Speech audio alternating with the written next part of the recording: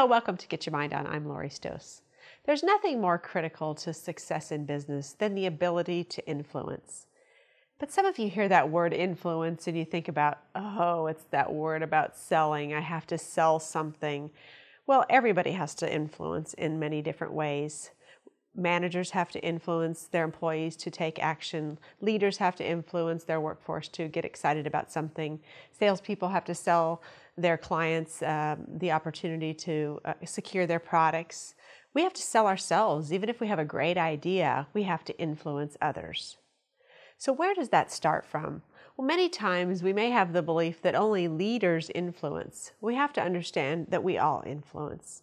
We all influence in our own way. So what is that way for you? Well, let me tell you first how not to influence.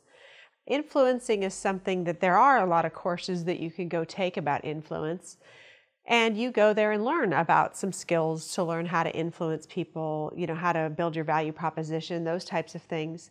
But one thing I want you to think about, it's not about laying on the charm or being unnatural. There has to be a genuine and authentic way of influencing.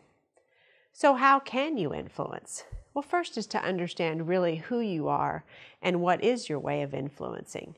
We all have a natural way of doing that, although some of us may be a little bit more aggressive than others.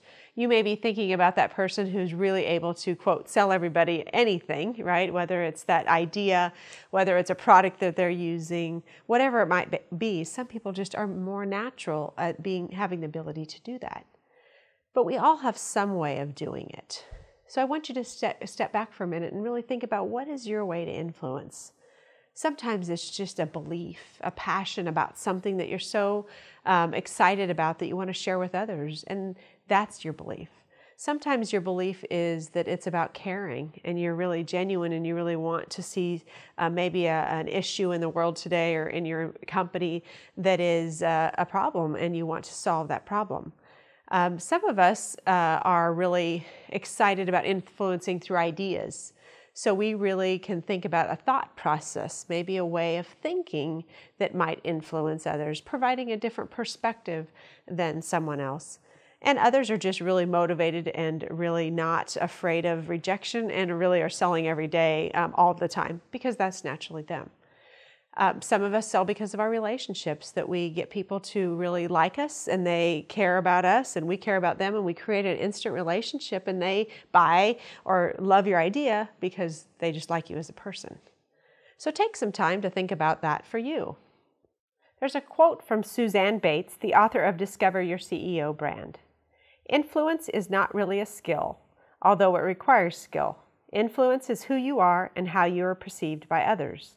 It is vital to be skilled at communicating in an influential way, to understand how others think, how to connect them, and how to persuade them. So when you really think about that, that really helps us to think about our best way of influencing others, that it is your skill and your genuineness that's really going to make a difference in your success of influencing. Now that we've talked about influencing and understanding your style in influencing to be successful, I'm going to give you 4 key topics of things that are going to help you as you proceed through the influencing process. First is, it's about them, not you. You really have to understand the benefits that this person or this party will receive in this conversation of what you're trying to persuade them or influence them about. What is the value of what you're presenting to them? Versus just all about us.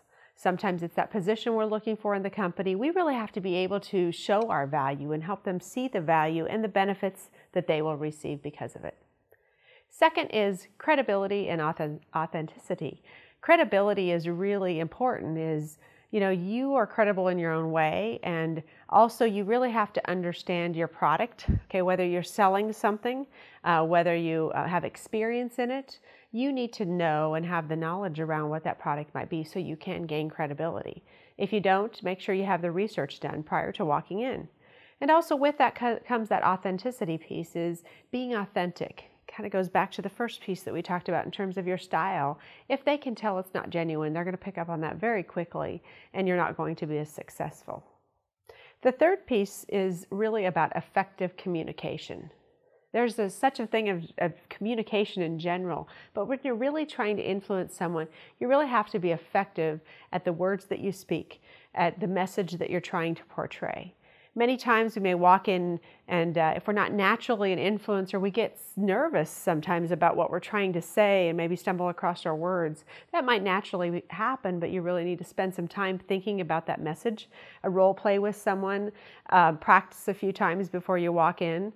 Don't get so caught up in feeling like you have to play out the whole conversation because you obviously don't know what that other person is going to say. So I don't want you to get caught up in there might be 18 different ways that they respond, but just be confident, be yourself, and really think about the outcome that you're wanting to create for the benefits for them. And finally, the last thing is to listen.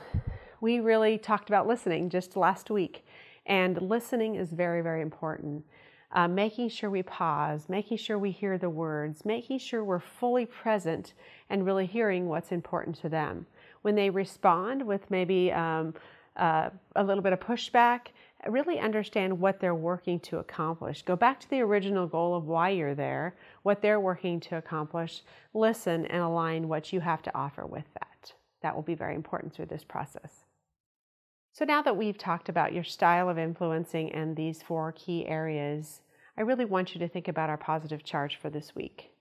So first, our positive charge, step back and think about what is your style of influencing. When are the times that you've been successful at convincing someone about your idea or marketing yourself or motivating someone to success because of your influence?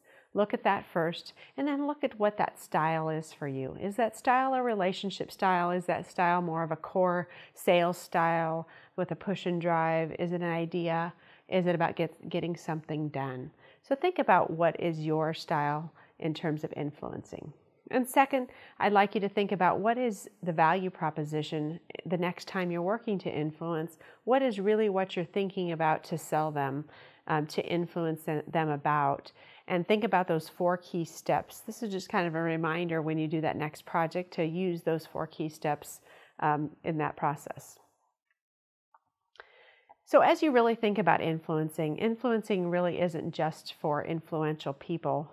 It's really, when I think about the people who've influenced me in my life, those are the people probably who have given me the ideas, and they have no idea how much they influenced me personally.